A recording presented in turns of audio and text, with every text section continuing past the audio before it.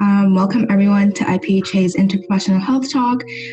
This is an interview series where we focus on showcasing interprofessionalism through insightful discussions with various professionals and students within the healthcare sector, and we hope that this helps expose students to different career paths and skills that they may need when making a decision about their future. So I'm Dina, and our guest today is a full-time student and one of our event coordinators at IPHA, and she works during the COVID-19 pandemic as a personal support worker. Thank you, Taylor, for being here with us, and we're so excited to get an insight into what life looks like for you. Jumping right into it, for those who don't know you, could you tell us a bit about yourself?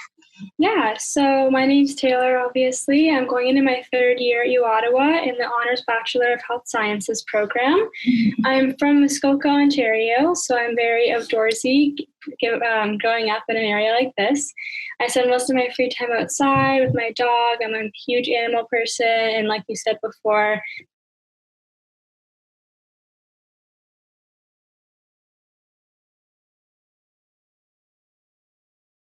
I've been working as a personal support worker since close to the beginning of the COVID-19 pandemic, and I am working in a long-term care home. Could you tell us what a PSW is? So PSW stands for Personal Support Worker, and essentially the job is to work with other healthcare professionals to provide care to the elderly or those who could be ill or disabled or just need extra help in their life. So I come to work to help my residents live the best lives they possibly can. The care I provide for my residents can range from assisting them with personal hygiene, getting dressed, eating, or just being a support system for them to talk to hang out with. Sounds amazing. Sounds like a lot, but it sounds amazing. And could you walk us through what a typical day looks like for you? This is an interactive portion, so Taylor's going to share her screen. For those listening, she's just going to talk us through that. So, yeah. So as I said before, it's really hard to give an exact job description because people's needs and stuff do change. It is just part of the job. So I did the best I could to give out a kind of itinerary of what I follow when I go to work. So I am a full-time evenings PSW. So at our home, there's 3 different shifts. There's the day shift, the evening shift, and the night shift. All shifts are 8 hours long. So essentially, my shifts, I only ever work evenings. If I do want to work different shifts or work a double, that is overtime I sign up for. So I can sign up for an additional day shift to come in early or a night shift to stay late. So my shifts are scheduled to be 8 hours, but I do have that option to sign up for a 16-hour shift because especially with the pandemic, that is something we need a lot lately because we're short-staffed. We need more staff. That's just something that happens in the environment. So my shift is from 2 p.m. till 10 p.m. every day. So when we get there at 2 p.m., the first thing is doing our start of shift report. So essentially we sit down with the RPNs, our registered nurses, and we go over the past, the information from the past 3 shifts. So anything that could be important or noteworthy, because during a shift, if something noteworthy happens, we tell our RPN, they make a note of it to be gone over during the next shift, just so everyone's on the same page and knows what's happening, what you're coming into for the shift. After that, I start setting up for the evening. So on every floor of our home, there's a south side and there's a north side. So if you're so I work on the south side of my floor. So there's 30 residents on that side. So I work with the other 2 PSWs and we have our own sections on that side, but we still collaborate together a lot. There's a lot of teamwork. It is an independent role, but we do work together a lot. So one of my other PSWs will start doing snack card because snack starts around 2. And while they're doing that, I'll start setting up for the evening. So putting out any hygiene products and pajamas. So when it's bedtime, everything's ready in the bathroom for them. We put out a hand towel and a face cloth just to get washed up before bed. So this we do for the whole half of the floor. Once all that stuff is put out, any products the residents could need for the whole shift, if they get more than welcome to ask us, we try and get on top of that. So if residents are using the washroom, they have exactly what they need beside them. So then I help with the snack cart, and this is handing out the snack changes every day and every snack. And then we have drinks as well. So something that's really important here is knowing the dietary needs of each resident, because, people have allergies, people have certain consistencies they have to have. Some people have thickened, some are pureed, you gotta keep that in mind. And some residents do require being fed or being helped with drinking. So that's another thing we do then. After that, we can start our charting. So some things that we have to chart on is any moods or behaviors, how much a resident eats and drinks at each snack and each meal, toileting, just to make sure that our residents are staying regular and staying healthy with their nutrients and their needs. And if we do baths, we chart on that. So pretty much every event that happens that can be significant in keeping track of how the resident is progressing is important to chart. So that's something I do on every couple hours, just so it's not so heavy at the end of shift. At around 3 p.m., we start doing baths and showers. So residents usually get bathed twice a week. This is subject to change. If the doctor or the RPN or anyone feels that something has to be changed, we can work that into our care plan to change that accordingly. So residents, half the side gets bathed in the day shift, half gets bathed in the evening shift. So those two depend on the day. So usually you have 1 or 2 baths or showers a day. And this can change depending on staffing or whatever, but the schedule is the same. So if someone gets bathed every Monday and Thursday, that is the same every week. We really focus on keeping a consistency and a schedule routine. That is very important in adjusting to a new environment. At 4 o'clock, I go for my first 15-minute break. Once I get back, we make sure everyone is ready for supper. So some residents, you have to tell them, and they'll come and get themselves into the dining room. Other ones need physical help getting out of bed, out of their chair, making sure that they're clean and they're dressed. The way I think of it is how I'd want my parents going to a dinner. You're not going to send them in their pajamas or in dirty clothes. You just make sure that they're feeling confident and feeling good. So then 4:30 is when we start supper. Usually it's around an hour and a half, but that does change, obviously, depending on how long it takes. So another thing when this is knowing dietary needs is huge, because allergies, texture, and preferences. We have every resident in their care plan says what they're allergic to, says what their texture is, as recommended by our dietitian, as well as if they like food or don't like food, just to make sure we're not feeding them stuff they don't want to actually eat. Also, cutting at meat and stuff. Certain residents can't cut up their own meat or can't chew it properly, so making sure it's all ready for them. And then also, again, assisting with eating and drinking as required. At 5:30, so around whenever we finish up with supper, I work with another PSW who works in her rooms. They're all across the hall from my residence room. So we make sure everyone who requires 2 people or 2 staff members to transfer, we get them where they need to go. So some people just stay in their wheelchair and roam around. Some go into a recliner chair in their room, and some get into bed then if they're care planned to go to bed earlier. So we do those together then. At 6, I start getting residents ready for bed. So only a select few go to bed this early. Most people do not, but some are care plans accordingly to go to bed early. So that is at the advice of a physician.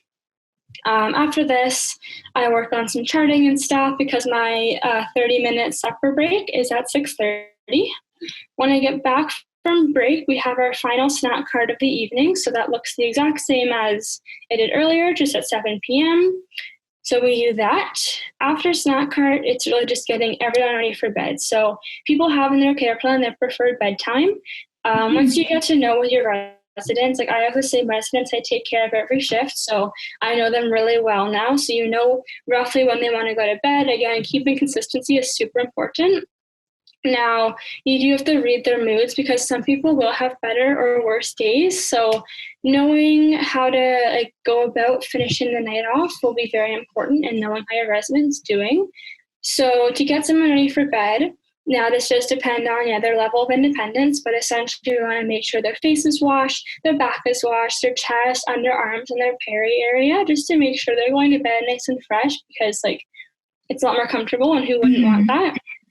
And then putting clean pajamas and undergarments on, oral care, taking out hearing aids, and really anything else the resident needs. If they want a drink of water, or if they want, some people have skin conditions, they need a cream put on, or having a daily moisturizer put on, that kind of stuff. I go for a 15-minute break at 8:45, and then when I return, there's a few residents that go to bed late, so we get them ready for bed. We answer pages because we always have our pagers on us 100% the whole shift because we need to make sure we can get to our residents' needs as fast as possible. So when a pager goes off, we're supposed to get it within 4 minutes. Now, the sooner the better for sure. Yeah. So the last hour of the shift is just getting the last two people into bed, finishing up charting, just doing kind of what needs to be done. And then 10 p.m. is the end of the shift. Wow, that's actually, I never knew like this is a big responsibility. Like I didn't really know what a PSW does, and just seeing this, it's definitely a lot, but you seem really good. You really get there. It is a lot. Like when I first started, it was you have a lot of responsibility, but essentially because what you're doing is like you are a type of nurse still, so you are taking care of the residents and do what they need. So once you get into it, though, it's a lot. You just kind of get in the swing of things, and once you're in your routine, like it's just so natural doing all that stuff. You get to know certain people use the washroom at the same time pretty much every day, so you get to know that. So it seems a lot less overwhelming when you go into a shift knowing how the next few hours are going to play out. And then switching gears real quick, how did you get into being a PSW, and what was the general path to becoming one? So for me, I'm still in university, so I'm what they call a student PSW. I'm not a certified PSW because I've completed 2 years of a university level health sciences education, so I do have the background knowledge required to become a PSW. So when I applied for the job, I got hired and I completed 10 orientation shifts, just shadowing another PSW, and just like, because the job honestly is something that you can't learn from reading a textbook. It is so hands-on, it is so interactive that you just have to get into the job and just do it, because that is, for me at least, the best way to learn is by working with someone who's done the job before. Yeah. If I were to be a certified PSW, it is a 1-year college program. So that is something people can do. And you spoke about still being in university. Being a PSW helped you with your decision regarding your future career, or did you already know what you wanted to do?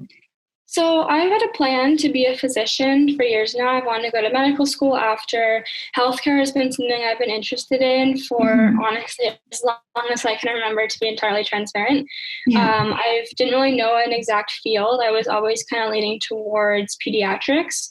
Now that I'm working in a long-term care facility, I really realize the importance, especially people who are palliative. So to be palliative is your end-of-life care. Now, you can be palliative literally any age, obviously depending on unfortunate circumstances. So I think that like working in a long-term care home is something I could do forever, because you really see like you have such an impact on residents, and I think that that's huge. So I haven't made a for sure career decision yet, but moving forward, I think working in a long-term care facility as opposed to a hospital is something I'd be interested in. Yeah, that sounds amazing. I mean, I think people would think it's morbid that you're working at like end of care setting, but the way you phrase this is so beautiful, and I'm glad that you're doing this. You seem really passionate about it. Yeah. And you mentioned working with registered nurses and other PSWs. What does interprofessionalism look like for you in that setting? So essentially, as a lot of people I'm sure know, interprofessionalism in the healthcare field means working with other professionals to achieve a common goal. So at work, we are a team, 100%. Like I said before, we have 30 residents on our side of the floor. We have 10 each, like, depending on, like, obviously there are things that impact that. So we have 10 residents each. But like if my coworker's resident needs something, I'm not going to say no. You know, even though I'm in charge of 10 residents, those 30 residents are still my responsibility. What would you tell a student who's trying to become a PSW or work within healthcare while being a full-time student as well? I would say, time management is big, because, like you said before, especially getting into it, like it is a lot going on, because even though you're thinking, oh, like my shift doesn't start until 2, I have so much time before, like life happens, things happen. Like, unfortunately, you do need to sleep, you do need to eat properly, you need to have time for yourself. And I think that everyone thinks, oh, university, you never sleep, you never eat, but that's not healthy. If you're going to be a healthcare worker, you need to be taking care of yourself if you're going to take care of other people. And then what advice would you give your younger self, like knowing what you know now, and then what advice would you hope your future self takes on with them? Nothing is as big as it seems. I think that's something that I've struggled with for the past few years, is that everything just seems, everything that I have to do seems so important and so big and so, oh my God, if I don't meet this deadline, my whole future is over and stuff. So I think just realizing that things are a lot more minimal than you think. Yes, scoring an A on a midterm while working full-time is a great accomplishment, but you do not have to spend 48 straight hours studying for that midterm to achieve that. Make small goals is something that I've always been an overachiever. It's something I've been from literally my whole life. And that's something that I find I get my plate's too full. I get overwhelmed. That was a big problem in first year for me. So something that I wish I had known then is just to make smaller goals. Instead of saving all your studying, try it before an exam, do it a few weeks in advance. Read a chapter a day, because that's so minor and you're going to pick up on the information. And that way, if you work 8 hours a day, you can read half a chapter before, work half after, or read it all before, all after, whatever works best for you. It's a lot and it is really heavy and draining, but the reward you get out of it is undescribable. Making someone's life better is just so huge, and you can see your impact so significantly at work, and that is really, really undescribable. It's amazing, truly. Thank you. Thank you so much for taking the time to talk to us today. It was very insightful, and we hope that everyone else enjoys it as much as we did. And thank you guys for tuning in to another episode of Interprofessional Health Talks. And don't forget to follow us on our socials at IPHA, and have a great week. Thank you.